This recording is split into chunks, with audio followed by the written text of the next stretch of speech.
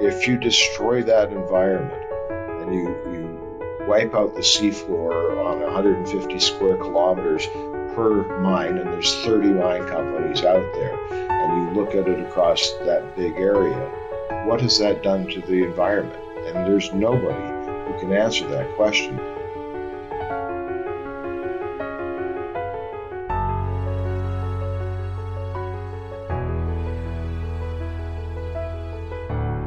Welcome, everybody. My name is Doug Barr, and I am the current chairman of the St. Helena Forum for Innovation and Creativity. And we have, for the last couple of days now, been talking about undersea mining, why it's important, why it's complicated, and why it's contentious.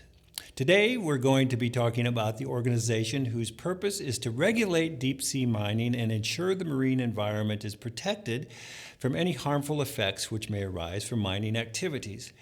The International Seabed Authority is a Kingston, Jamaica-based intergovernmental body established under the 1982 United Nations Convention on the Law of the Sea and its 1994 Agreement on Implementation.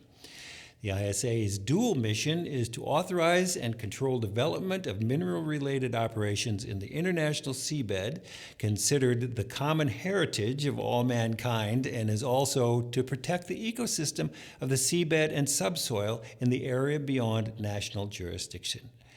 That is a heck of a mandate. And to help us find out how well they're doing the job, we've invited someone who has firsthand knowledge of the organization's inner workings. The former head of environmental monitoring at the Seabed Authority, James McFarlane, for an interview with Dave Freed. Jim McFarlane has spent his career on or under the surface of the world's oceans. His background includes international ocean policy development, undersea systems design and manufacturing, oceanographic research, marine operations, training, and business management. His experience in all facets of subsea development research and operations has provided him with a unique perspective on the marine environment and the stewardship of this natural resource. Jim is an experienced ROV pilot and has logged over 10,000 hours of piloting time, primarily for oceanographic research. His active involvement in the marine industry extends beyond his professional roles. He has served as the co-chairman of the National Science Foundation and as a member of the National Visiting Committee for the Marine Advanced Technology Center for Education. He's also been directly involved in numerous films and televisions and documentary programs highlighting oceanographic research, education, and current news. He frequently speaks internationally at workshops and conferences, is a board member of TMA Blue Tech, and a member of the American Bureau of Shipping Underwater Vehicles and Systems Special Committee. And now, Jim and Dave, if you guys are ready, let's get started. Doug, thanks. And Jim, thank you for taking the time and for helping us better understand this very pressing issue. Maybe a good starting point would be for us to better understand, where does deep sea mining stand right now? Who are the big players? Is commercial mining still at the exploratory stage? Or are there companies or nation states that are currently engaged in active harvesting of nodules resting on the ocean floor? So there are rules for prospecting and exploration for polymetallic sulfides, seafloor massive sulfides, ferromanganese cobalt rich crusts, and polymetallic nodules. The rules for prospecting and exploration do not allow for exploitation. The regulations for exploitation have not been released yet. They're still in development at the International Seabed Authority. There are a number of member states who are trying to move forward with their mining plans, but they do need to get a regulatory regime in place to be able to execute against. So who are those players that are actively engaged in the process as it stands today? Well, commercially, there's the metals company, and they're what's known as a state-sponsored party. And there other countries have been state-sponsoring parties, like the UK was for Lockheed. That venture has been spun off. But then, there are the contractors, which are, countries that have leaseholds with the International Seabed Authority.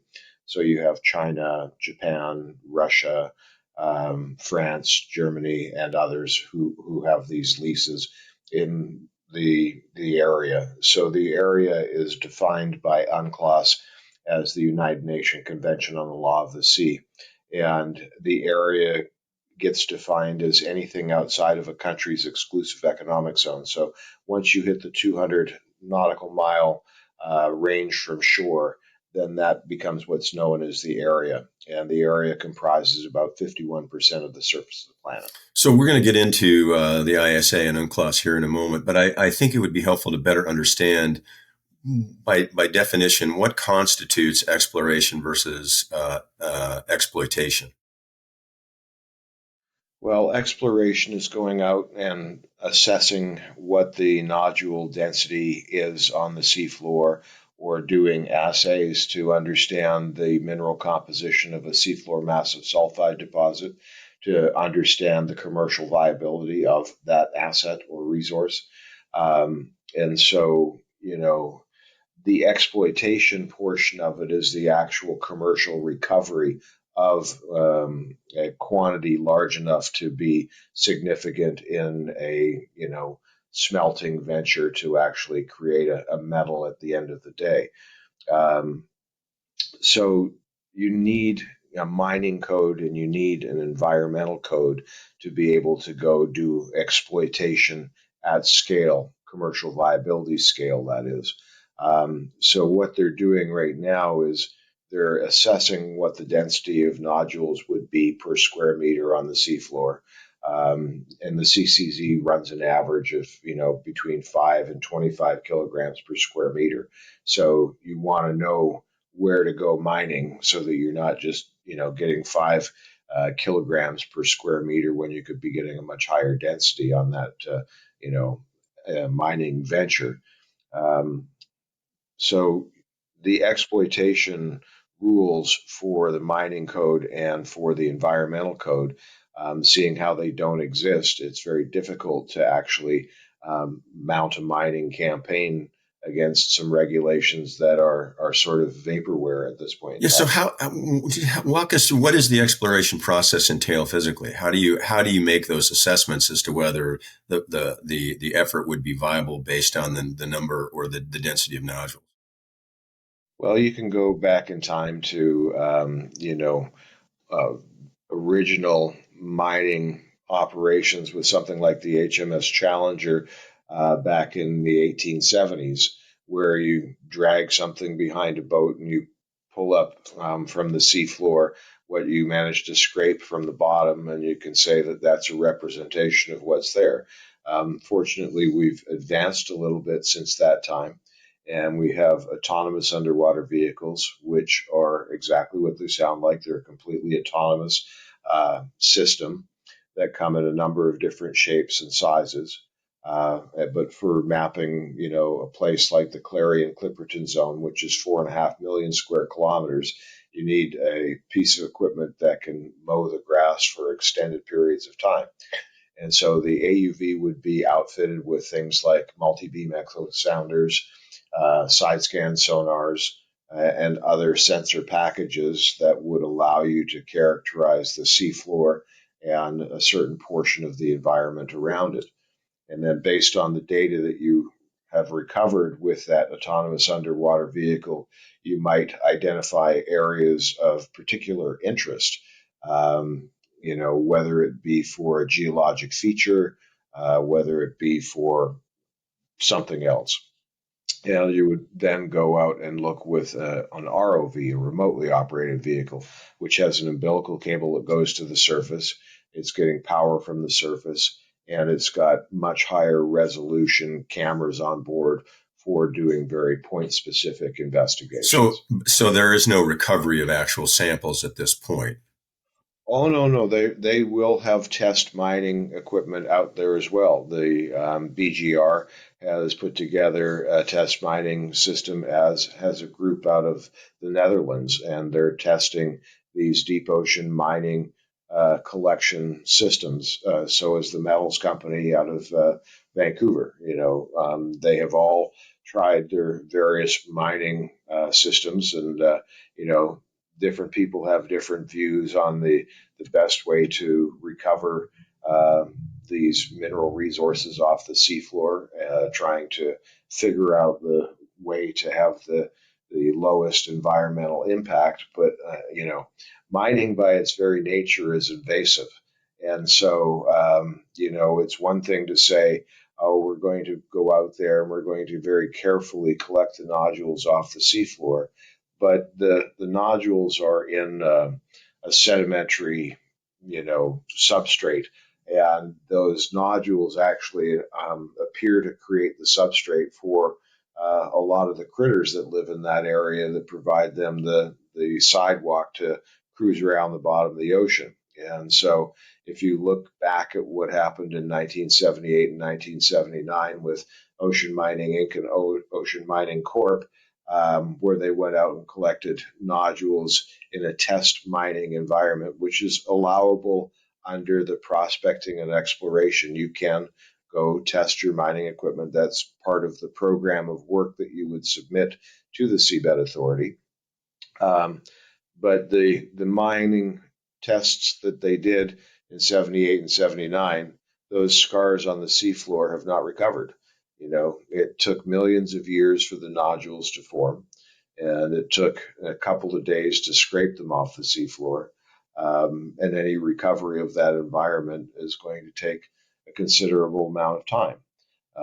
Now, that area, USA 1 and USA 2, where these test mines were performed, have not recovered since 1978, 1979. So there's the beginning of a time series that would allow you to start to quantify what the recovery rate would be for the seafloor. So given those considerations, the implications to the ecology deep below the surface of the ocean, how realistically, or maybe I should rephrase that. What has there any projections as to when the process would transition from exploration to exploitation? Has anybody projected when that might occur?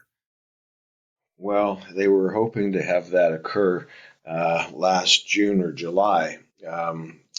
There is a clause in UNCLOS that allows for somebody to say commercialization is imminent, which is what the metals company and their state sponsor, I think it was Nauru, wrote a letter to the Secretary General of the Seabed Authority. And in that letter, they state that commercialization is imminent and they're going to be ready to start collecting nodules off the seafloor. And that started a 2-year time clock. And that 2-year time clock says that if after a period of 2 years, which expired in, like I said, June or July of last year, 2023, when that 2-year time clock expires, the Seabed Authority must, based on the UNCLOS rules, provide a temporary mining permit. Now, there has been enough debate and people expressing opinions about the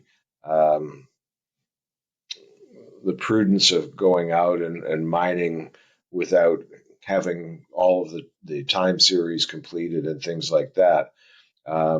France has called for a complete moratorium. There's 27 other countries that are calling for a precautionary pause. There is a lot of public sentiment that says you don't know what's going on in those ecosystems over 5,000 meters below the seafloor or surface of the ocean. So you're, something on the order of 5,600 meters underwater, which is not insignificant. And you're going to go do a bunch of mining down there that is going to have untold implications over a broad area. And so, if you do a comparative analysis of a polymetallic nodule mine, comparatively speaking to the footprint of an open pit copper mine, Bingham, Utah, Kennecott, where they've been pulling copper out of that mine for over 100 years, has got a footprint of about 4 kilometers across. We're talking a mine site of 135 square kilometers in 20 years. The difference in the area that's disturbed is significant. And that's part A of the conversation. And then part B of the conversation is, are you going to be able to go do any remediating work down there? So like when we strip mine across Germany for coal, as they've done for a couple of 100 years, at the end of that mining operation, a bunch of, environmental folks go out there and they clean up the tailings, and the open pits get flooded and turned into lakes, and they plant trees around the outside of it, and they make parks. Well, I don't see anybody going to 5,500 meters underwater and putting synthetic nodules back on the seafloor for the nematodes and their buddies to live on. And so, you've got to be pragmatic that the likelihood of any remedial work being done at the end of this mining operation is probably, quite small. So it's a one-way street. And if you're going to go do it, you better understand the environment. Yeah, isn't that the salient point, though? I mean, if you're doing strip mining for coal in Germany, or extracting copper from the Kennecott mine in Montana, you have a pretty good idea, I'm assuming, what the ecological implications are by your efforts. Given the fact that we don't know fully what's down there, could it be argued that it would be imprudent to initiate this process without fully understanding the implications, so far down below the surface of the ocean? Well, you're singing to the choir. I mean, to to understand the environment to a level of resolution required to be able to make evidence-based decisions for the management of the environment and the resources contained within there, you have to have time series that are decadal in length. I mean, if we just look at the example I gave about USA 1 and USA 2 for the OMI and OMC mining tests that were done in the late 70s, they went back in 2004 on a NOAA cruise, and that swath of dirt on the bottom of the ocean looked like it had been cut yesterday. So there is, a time series that is decadal in length, but it doesn't have the resolution required to be able to understand all the variability that can be imparted seasonally, or, through other influences of temperature change, pushing the populations of critters into areas that they may not normally be. We've had instances of that along the California coastline since 2015, where we're getting these big ocean temperature changes called the blob that are moving feedstock, which are relocating the whales, which is then imparting the Dungeness crab fishery. I mean, you start moving things around, your influences are going to get larger. And so, what do we know about the Clarion Clipperton zone, comparatively speaking, to some areas that have had high resolution research done for decades, right? So there's a lot of work to be done there before you could get past, the precautionary principle as defined in the Rio Accord. So you work for the International Seabed Authority. What is the ISA? The International Seabed Authority is a body comprised of 5 arms that was born out of UNCLOS, and the International Seabed Authority is just that. They are the authority for the seabed of the area, which is everything outside of a country's exclusive economic zone. And so their responsibility is to administer and manage all of the mineral resources contained there. So there are 5 arms of the Seabed Authority. There's the actual secretariat, which is where I worked.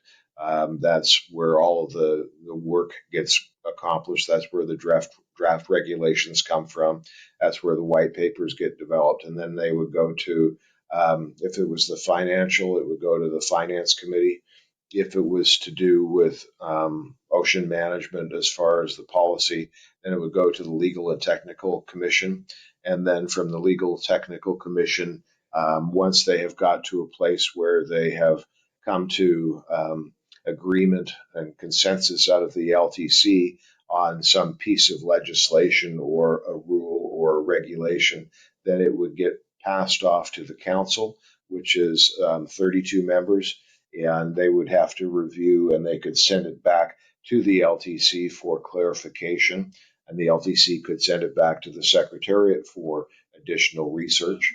Then it could work its way back to the council, and once that was passed by consensus in the council, then it would go over to the assembly, which would be all of the member states, something on the order of, I think it's 168 right now, which can include some bodies that are not nations. It could be a non-governmental organization or an environmental organization of some sort, shape, or description that could be also a part. Does the ISA, I mean, the International Seabed Authority conveys a sense that there actually is some sort of binding, an enforcement capability. Does the ISA in fact have that capability? If let's say a nation state or a corporate entity decided right now that their ambition was to initiate exploitation without any conducting any sort of prudent research in advance of that, what could the ISA do to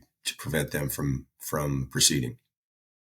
Well, they could certainly not give them a permit, but is that going to be a detractor from somebody saying, well, I'm going to go do it anyway? The Seabed Authority certainly doesn't have a navy or an enforcement arm to be able to go out there and, say cease and desist by force by any stretch of the imagination. So it would be a diplomatic effort. But there was another organization that was born out of UNCLOS around the same time as the Seabed Authority, and that's ITLOS, the International Tribunal on the Law of the Sea, which is based in Hamburg, Germany. And they have a seabeds dispute chamber there. And so I would expect that if there was any legal action occurring between a nation and the Seabed Authority, or the Seabed Authority trying to stop a nation from doing something, that it would very well go to ITLOS, where it would be adjudicated.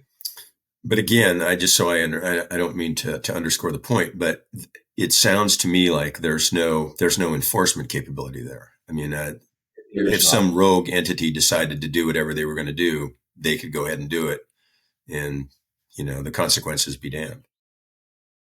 That's right. I mean, the ISA does not have an enforcement arm. They do not have a navy. They don't have a research vessel.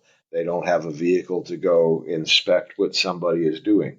The International Maritime Organization, another UN-esque organization, does not have that sort of capability either, I don't believe, to be able to do that. So you would then be, sort of subject to trying to find sympathetic coast guards around the world that you could probably piggyback operations onto. Going and mining in the deep ocean is not an insignificant operation. It's going to take vessels of significant size and capability. And, if you start looking at how do you get the nodules from 6,000 meters down? I'm just using 6,000 as an easy number, 5,500, say. You have to transport all those nodules up to the surface, which means that you need to have a marine riser, much like they have a marine riser in deep ocean drilling for oil and gas. Now, those guys are depth limited pretty much to 7,000 or 8,000 feet. So under 3,000 meters, that's typically the max that they're doing for deep ocean drilling for oil and gas. So we're going to go a couple of kilometers past that. We're talking about 5,000 meters of marine riser. So if you have what's known as a joint of marine riser, which is typically 10 meters, and you've got 5,500 meters of depth, how many pieces of marine riser do you have? A lot. Right? Right. So where are you going to put them? Right. So you got to have a ship big enough to handle that. Then you got to have the underwater vehicle to get down there to be able to actually do the collection. Then you have to have observation vehicles. Then you have to have, all of these things get tied together. And so pretty soon, you're talking about a vessel the size of an aircraft carrier And it probably does need to be an aircraft carrier because you're going to need the flight deck to be able to do crew changes from the middle of the Pacific Ocean. Because if you compare it to the offshore oil and gas industry, they're all within a 2 hour helicopter ride ashore. This is not a 2 hour helicopter ride from shore. This is a fixed wing aircraft that's got to be able to do, an 8 hour round trip sort of thing. So, the scale of a mining operation in the middle of the Clarion Clipperton zone is large, and I don't think a lot of folks have really thought about the absolute scale of this. Well, so all of which begs the question. I mean, is this notion logistically and financially speaking feasible? That's a big dollar question, and I spent some time trying to quantify it a number of years ago. And I created an economic model that looked at it from starting doing the oceanographic research, doing the oceanographic research for a long enough period of time to get enough data to actually make real decisions based on evidence. Then what was the mining operation itself going to look like? What was the logistics of supporting a vessel in the middle of the Pacific? How many fuel carriers did you need to keep coming back and forth to keep it fueled because you can't drive to the gas station? How many ore carriers are required for all the nodules that are being collected off the seafloor? And what do those support operations look like? And I can tell you that after, looking at all of the costs, one of the pacing items in whether it was functional and actually commercially viable was what was the cost of fuel. Okay. How much did bunker oil cost you to keep those ships running all of the time and fully fueled and so forth? And that really was a very sensitive point in the model. When you're looking at $3 a gallon or whether you're looking at $6 a gallon, that really negatively impacted the commercial viability of the operation. So, is it commercially viable today?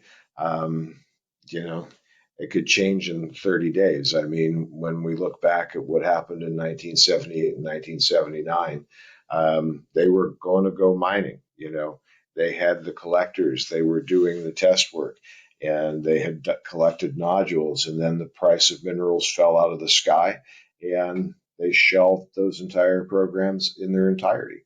They just turned off the development dollars. They had invested hundreds of millions of dollars, and they walked away from it. So the value of those minerals, though, has escalated since then, and the efficacy of those minerals as they relate to modern technology has been proven. But there are other areas, there are other avenues by which these minerals can be extracted from the earth. Correct? That's correct. There are plenty of other repositories that do not have the environmental sensitivities that we do face in the deep ocean, and that we also have better environmental data sets on so that we understand what the ramifications of our impacts are going to be. In the deep ocean, we don't know what we don't know. I mean, I spent 15 years doing pure oceanographic research, driving vehicles around the bottom of the ocean, chasing critters and looking at things. And, the variability that came every day of the week, I mean, you didn't know what was going to show up at any given time. And all of a sudden, poof, I've never seen that before. And you look at the scientist who's been doing it for 50 years, bouncing off the walls next to you, and you're asking him, what's going on here? And it's like, well, they don't belong here. Well, where do they belong? And I mean, those sorts of, things that occur that just you don't have the knowledge to be able to understand what the impacts are going to be. Like if you look at,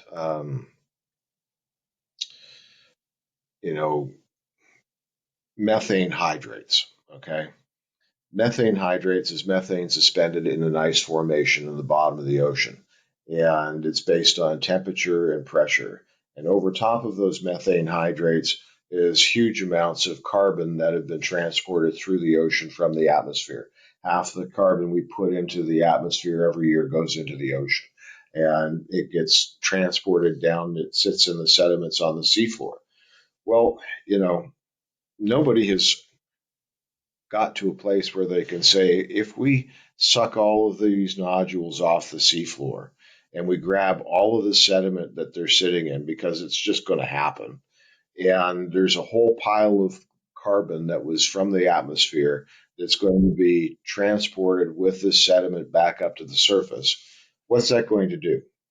Is that going to have an additional impact that somebody hasn't considered?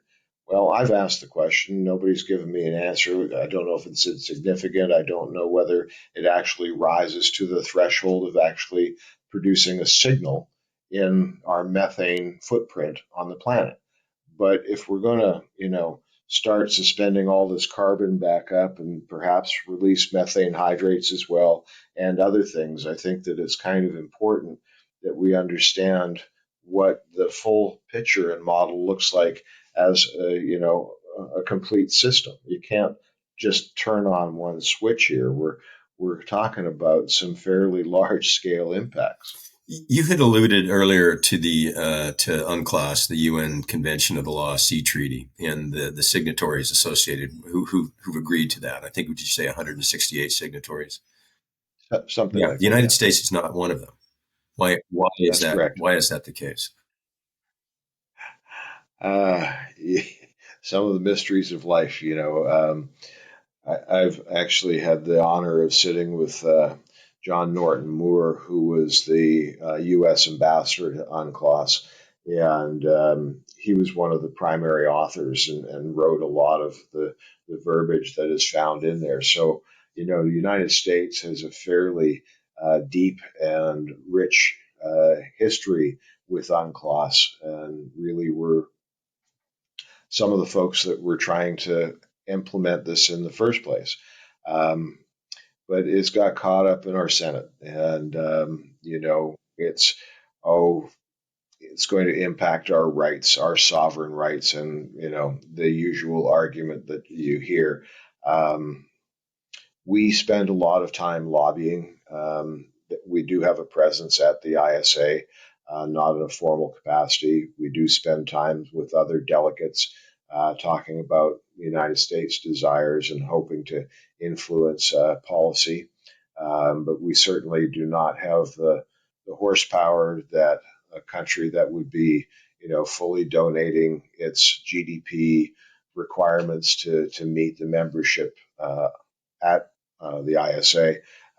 We certainly don't have the same pull that they might have, but there it is. It's something that they've argued about in the halls of the Senate for a long time now, and I think that they will continue to argue. But if you start asking admirals in the Coast Guard and in the Navy and so forth, you'll find that there's pretty broad scale agreement that we should ascend to the convention. So is it, I mean, just sort of, separating the wheat from the chaff here, is it basically the assertion that somehow the United States, by signing the treaty, would be beholden to the United Nations? To a certain extent, I think that's part of the argument, yes. Aren't we already in that position as the United States as a member of the Security Council and one of the founding members of the United Nations? Why, yes, that would be a logical argument as well. But unfortunately, some people have looked at the ISA and the ISA mission and how that falls in to UNCLOS, and UNCLOS as a document in its entirety is not palatable to certain members of the Senate and Congress in this nation. And that's unfortunate because it is a very well written document and it does provide a lot of protections and rights that would be beneficial, I think, to this country. But I don't write that policy. Understood. So what potential consequences do you think that the U.S.'s absence from the treaty, how does that impact our ability to engage with the ISA and influence decision-making processes as they relate to deep seabed mining? I think that the United States still spends a lot of time participating at the ISA and trying to influence the conversation and making sure that they are a relevant voice at the table. So I wouldn't say that we have failed. I would just say that we may not be as influential as we might be if we were a paying card carrying member of the ISA.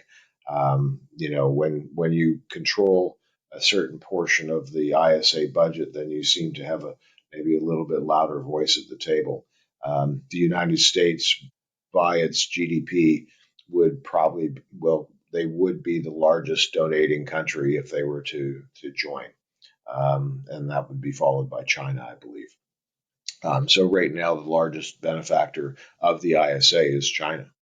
And I mean, I've read that that there's almost a paranoia that the Chinese are going to, they're beating us to the nodules race, that they are ramping up their technology and their resources, and that somehow or other they're going to be able to, exploit all of these resources before we even get in the game. Is there any truth to that?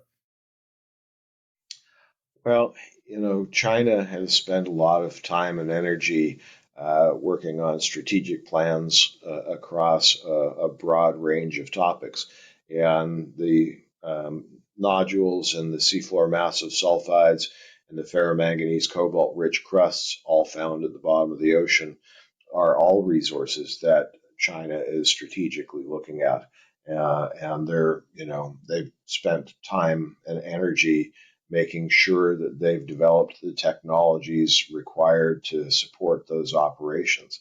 So, they've spent a lot of time looking at other countries' efforts and looking at other technologies and developing their own technologies in country to be able to support their deep ocean mining operations. And so, if you go back 20, 25 years ago, you would find that a lot of the scientific papers that might have come out of the Chinese academic community would have been piggybacked operations on top of, a different research organization's crews. They would have used somebody else's assets. That's not the case anymore. China has their own research assets now.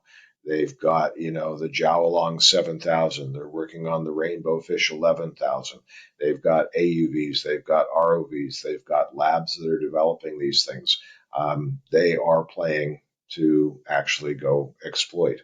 And they are trying to do the environmental work to be able to support it because they recognize that without that evidence-based decision-making capability, it's going to be a hard road in the land of public opinion to be able to support the actual exploitation permit in the absence of, a fully detailed environmental study and impact assessment as to what could occur over the area that they would mine. So, I think that they have seen the writing on the wall, and they are trying to move towards actual, oceanographic research programs that could support the exploitation of some sort of, mineral resource in the deep ocean.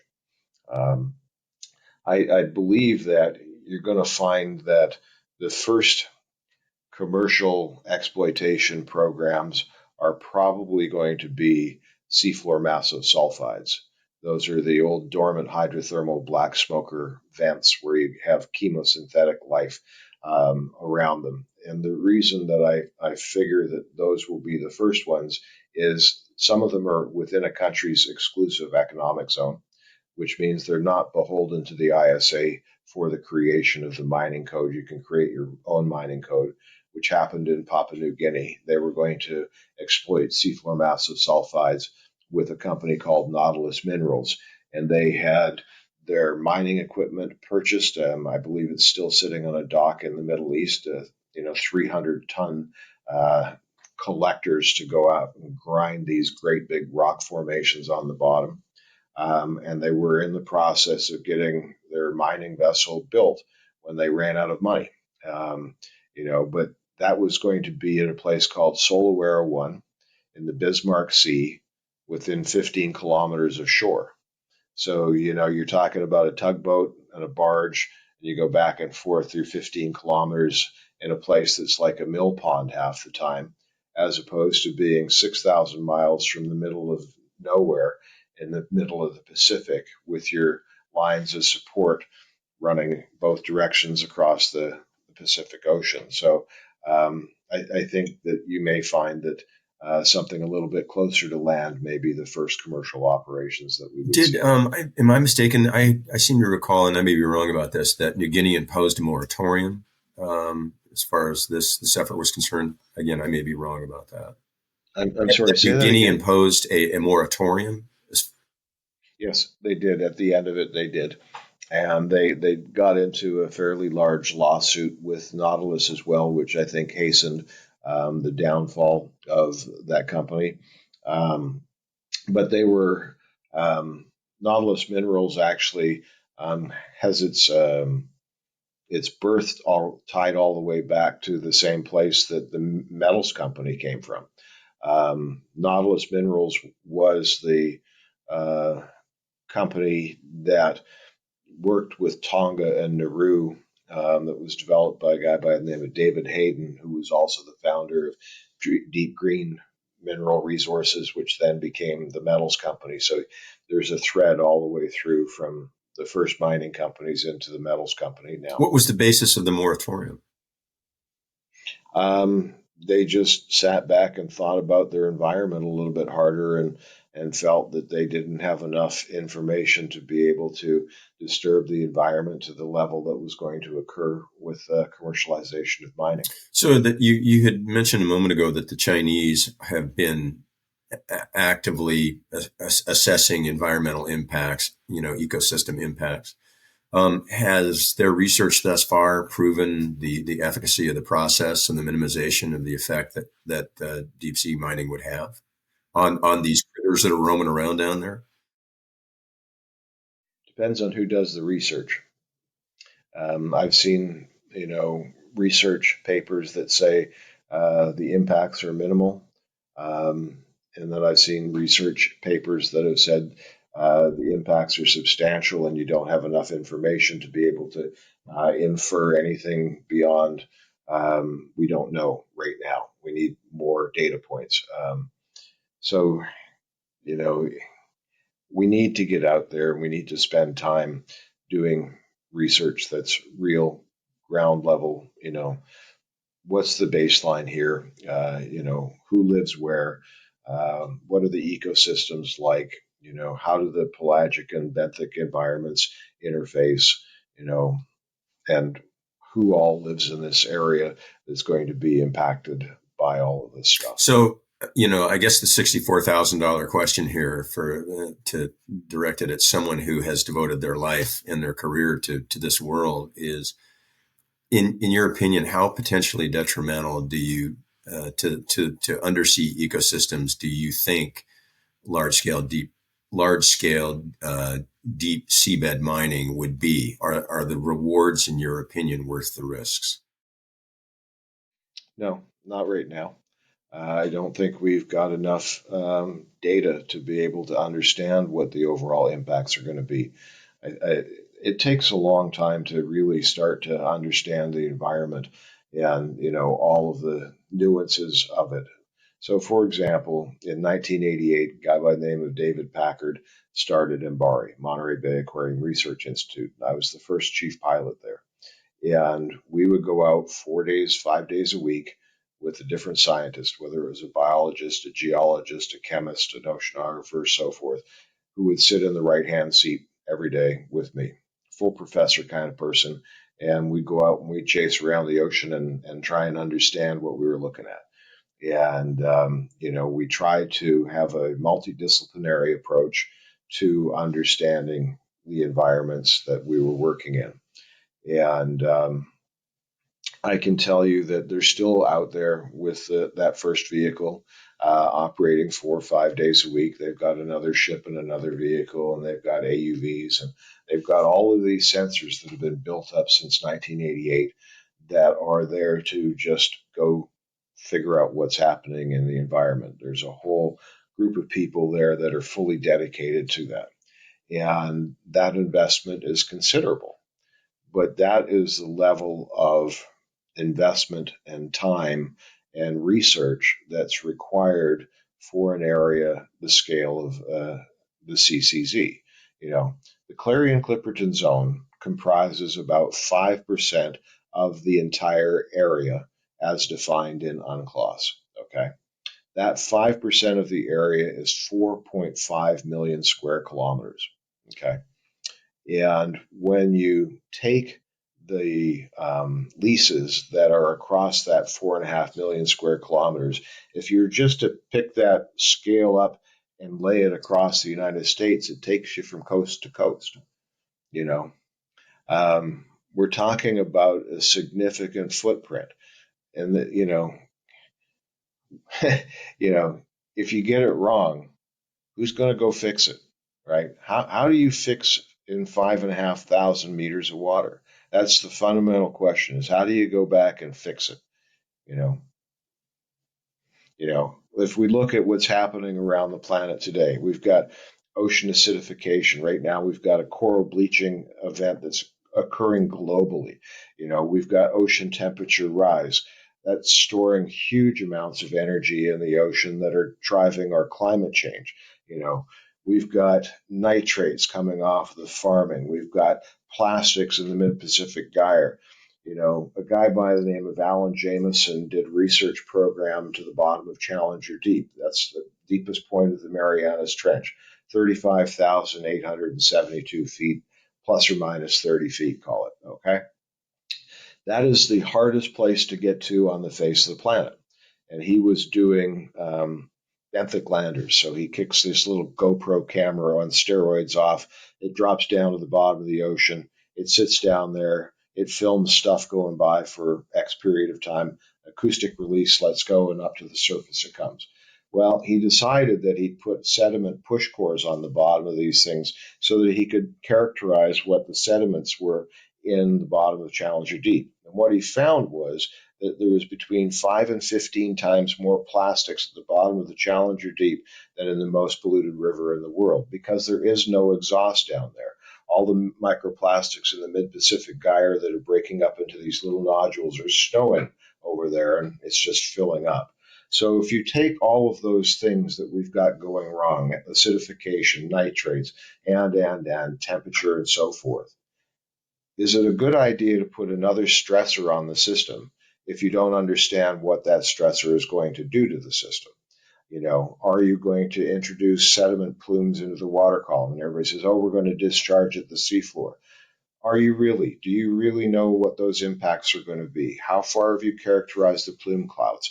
And. So I would really think that we need to sort of pause and think about, what is the long term of this? If you destroy that environment and you wipe out the seafloor on 150 square kilometers per mine, and there's 30 mine companies out there, and you look at it across that big area, what has that done to the environment? And there's nobody who can answer that question, because the data doesn't exist to support the argument to actually go do the exploitation. So until somebody does the environmental research required to quantify what is going on out there, I think that the precautionary pause is probably the right answer to the conversation. But I could be wrong. I could be sobering. Wrong. Jim, thank you. Thank you for your expertise and for your insights. It's been enlightening. Thank you, David. It's been an honor. Thank you. Thank you so much, Jim and Dave, for sharing your conversation with us. Clearly, only international bureaucracies are more obtuse than federal bureaucracies. And thanks also, Jim, for your wonderful insights, not just on the ISA, but on all things nautical. And thanks to all of you at home for being here with us at the St. Helena Forum for the last of our three-part series on deep sea mining. All three interviews are available now at shforum.org, so binge away or watch them at your leisure. And now, as we say goodbye, we'd like to thank the following people for their generosity in making the St. Helena Forum and its continuing programs possible.